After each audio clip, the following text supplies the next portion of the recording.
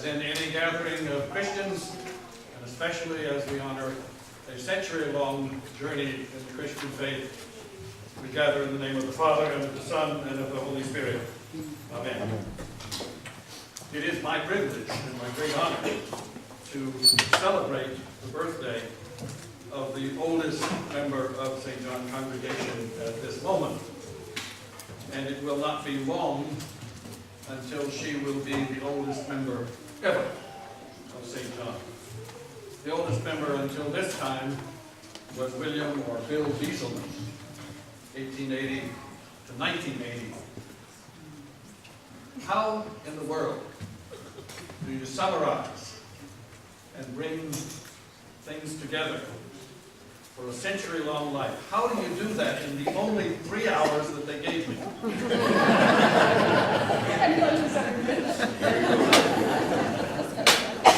that right? Well, we'll start with the obvious facts. You've already heard some of them. Leona was born April 3rd, 1909 on the family farm in the town of Fredonia. Her father, Ernest Red Schneider, and that name means red cutter. And her mother, Holger Kirchhofer. She was the second daughter, with Melinda being a 3 or 4 year older sister, and then her younger sisters, Helen and Nathan. From the stories that I have heard, and we spent a couple of hours together with Eddie and Leona and I, and with a number of pages that had been run together by grandchildren who had heard her stories, you get the idea that she sort of worked on the farm from the time that she was able to step out of the crib. All of those things that she did, well, probably she had to wait until the most appropriate age to pick up those particular responsibilities, but over the years, that included milking cows, pumping water in the barn for the cows, tending to the pigs and chickens, and in particular, enjoying a great relationship with her father as they went hunting and fishing. She could describe, she reminds me a little bit of my brother-in-law's mother, who in '96 went fishing and caught northern pike, that's somewhere in the northern part of the state. But she was one who really enjoyed that with her father. And then she also told, and this is quoting one of her things, one winter, I helped my dad saw down trees and cut them up, then took the gas engine and sawbuck to cut the wood stove link. Makes me tired just thinking about all the things that she did as a child on that farm. This was in the early part of this last century for us, now what we call the 20th century. Can you imagine living on a farm with no plumbing? With no electricity, transportation simply by horse or horse and buggy.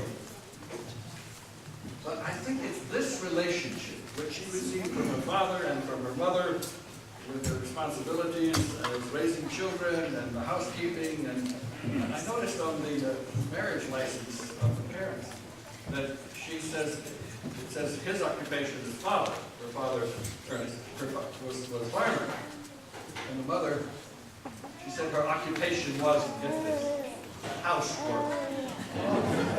What it said over there, that was very good. But this relationship with her parents, I think, is what gave her the many skills and the values that would guide her life in marriage, in raising a family, in becoming a wonderful cook, and maintaining a positive and a joyful outlook on life, which she still has to this day. My own father was born in 1898. I always thought it was pretty good to have a father born in the previous century. He always wanted to live to be 102, to say he lived in 3 centuries, but he didn't make that. But he often talked about the numerous changes in life, and some of you know about these things, that he experienced as a growing boy. Now that would have been just 9 years before Leona was born. But he lived in the city of Memphis, not on a farm in rural Wisconsin. That would be a huge contrast in lifestyle. But I think these early influences on Leona's life are, I believe, to be the foundation of her character through the rest of her life. And they still stand her in good stead even after a century. That strong foundation of her home was vital in shaping who she is, and she was taken to St. Paul Evangelical Church in Wabaga for baptism. And later, after instruction by a pastor whose name was written in one of the documents I read, which does not come to me right now, she was confirmed in the faith. Thus it formed a very strong faith, which I think still flourishes today in her person, and particularly in this congregation, in her descendants who are part of this congregation. She always had to walk to school. Now, I'm assuming, now she didn't say this, but I'm assuming that it was uphill both ways. And she had to walk through wind and rain and hail and snow, and that was in all seasons. Well, she didn't exactly say that. Sometimes she said to neighbor Yankee, who would take his two boys to school, would hitch up the buggy, and they would get a ride to school. But this, and I think you're going to hear this later from Mabel, when Mabel was starting school, it was a year after Leona finished school. And Mabel, 8 years younger, was going to school, and there was lots of snow.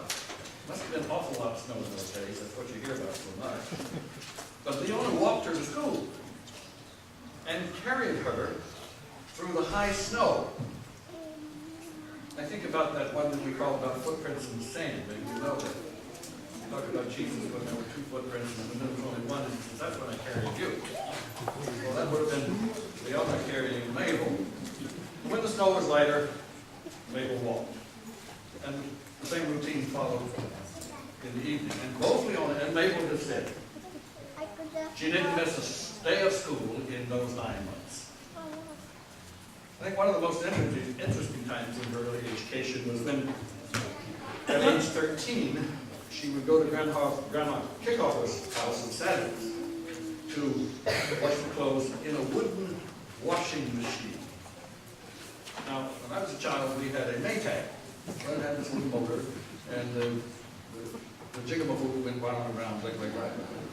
And we had this ringer up on the top where my great aunt got a thumb in it one time and slid it all over. I remember that one. But this one was powered by hand. It was a lever that you pushed it back and forth. Maybe that's what gives her strength to be a century old. And they had a washboard, and they had two tubs to rinse and to wring out the clothes. Another one of her duties at home. Sometimes, she said, Grandma would give her a dime so that she could buy some ice cream. And one time, the dime had not come, and so Leona asked for the dime. And Grandma told her mother that she had asked for the dime. This is a quote from Leona. Boy, did I ever get it. And I'm assuming she did not mean the dime. But the interesting thing is that a number of times in the other stories, some of which I might recall and others I don't, is that phrase occurs more than once. It occurs once in the reminiscences that she told her grandchildren about when she was helping Uncle Irving pick over, and they were haying. And she was driving the horses to unload the hay, and the rope got caught in the pulley. And again she said, boy, did I ever get it. So I suppose she's just a normal kid, and would be like most of us. The most interesting time in her schooling, and this is one of the things that she told me personally as we talked, I did not tweet it in any of the other written things that I had, was that the school went only to the 8th grade. And the boys in particular were giving the teacher a hard time. And some of these boys were actually 16 years or maybe a little bit older. Nothing the teacher could do could control it. And one of the things that the boys were doing, to put it gingerly, was to spy on the girls in the outhouse. Well, this teacher quit after Christmas. She wanted them to come back. But then they got a new teacher, a man. His recent experience of teaching had been at the State Reformatory in Green Bay. Well, you knew things turned around. She said that to discipline, and I resonated with this because my fifth grade teacher did the same thing. The teacher would take the hand and bend it back, and then with a switch, my teacher did a ruler, or a twig, slap the hand across the middle. There was no more trouble at school. And Leona said he was still the teacher when she finished the school. After that schooling time, she worked as a maid at the Gold Hotel at age 17. George Kearnsey was a neighbor, and they dated. But she said that he told her that she was too young for him. She was 11 years younger. He married a girl 10 years younger than he was. And we don't have to wonder. It's written in more places than one that she got her first kiss from George Kearnsey. But after her marriage to Oscar, George and his wife and Leona and Oscar were friends for life. Leona met Oscar at the Fredonia picnic. She first saw him, she said, when he was at, I guess you'd call it the ring the bell. Some call it the strongman machine. This is the attraction when the guys had a sledgehammer and they would hit the pad on the bottom and send the gizmo up to ring the bell. And that must have impressed her, because they started talking. The rest becomes history, a good history for most of you who are here. I think he hit the bell in more ways than one. He asked her to dance.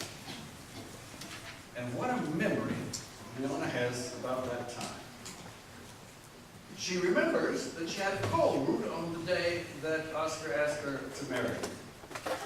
And she remembered that the tires sank into the mud along the river. Now you can picture this situation, where they are. I'm wondering if his knees got dirty in the mud also. She said the frost was out. She even remembers the Christmas presents during the first 2 years that they were engaged. They were married at St. Paul Evangelical Church in Waukega, June 8, 1929. And what a day that was. Any of you who are planning to be brides, take note. She got up in the morning and scrubbed the floor. Now, like she had done at home, this wasn't with a Swiffer. It was with a brush on your hands and knees. She scrubbed the floor. She had roasted the meat, the pork and the veal, on the day before. I think of my own son's marriage when he was married about 50 years ago, and he cooked 80 pounds of meat for his wedding. I don't know why she kept the meat fresh, because they didn't have any refrigerator, but I guess she did. She baked peanut squares for the hall. And the gift opening was at the hall, and then they got 6 bedspreads. I think it's one of the present for newly married. And they got home at 2 a.m. Then they had to get the presents home with all the assistance of friends. Brides that didn't know the marriage plans. Then they went to live on the Clint farm in Fredonia for 2 years, and then they moved. And this, she always said with a great smile, they moved 8 times in 10 years. And then, of course, came the children. There was Evelyn and Donald, 1932, 1986 at his death.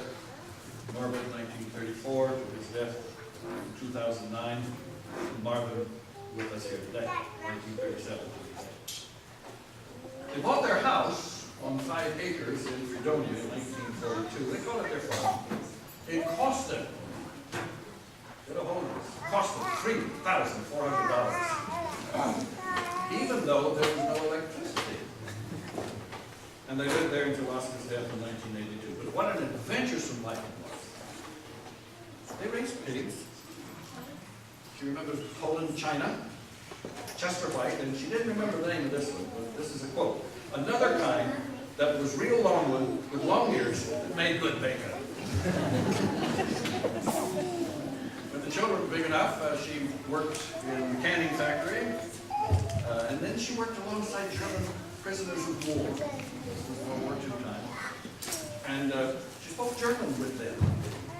And they were housed in a little cove. First she said she got 20 cents an hour, but when the German prisoners came to work with her, now she got 60 cents an hour. They planted pickles for the pickle factory, and beans, and raised chickens, and they sold a lot of their goods to the candy factory. I haven't said too much about her fishing experiences, but that started with her dad. Continued with Oscar, and later, I remember George Kearnsey came back after his wife died and said, would she come and take care of him, which she did. And they went fishing. It wasn't far from the Milwaukee River up there. I suppose there isn't much she doesn't know about fishing.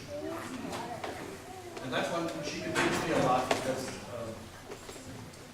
I was once on a canoe trip up in Canada, actually. And there was a group of us from our church, and I was the duffer.